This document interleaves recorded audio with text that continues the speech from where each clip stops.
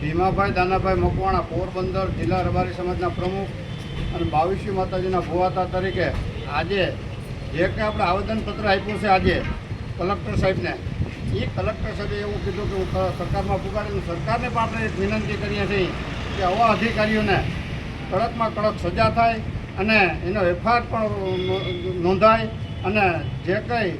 આપણે સસ્પેન્ડ પણ થાય એવા આપણે બધા પ્રયત્ન કરીએ અને સરકાર પણ એ પ્રયત્ન કરે અને સરકારને આપણે એ જ રજૂઆત છે કે આને સસ્પેન્ડ કરે તાત્કાલિક, અને આ જો સસ્પેન્ડ નહીં કરે તો ગાંધી સિંધિયા ઉપર આપણે લડાઈ લડશું અને શાંતિપૂર્વક આપણે લડાઈ લડશું તો એનો આપણે રિઝલ્ટ લઈ આવશું અને તમામ જિલ્લામાં આવેદનપત્ર આપે એવી બધીને માગણી છે આપણી. અને તાલુકે પણ આપણે આપવાનું છે. હવે આપણે રાણાઓ તાલુકામાં, કુતિયાણા તાલુકામાં અને પોરબંદર તાલુકામાં કાલથી આપણે આવેદનપત્ર આપવાના છે અને શાંતિપૂર્વક આપણે આવેદન આપી અને સરકારને આપણે જગાડવાની છે અને સરકાર આના માટે કાયદેસરની કાર્યવાહી કરે એવી આપણી બધાની માગણી છે. જય માતાજી.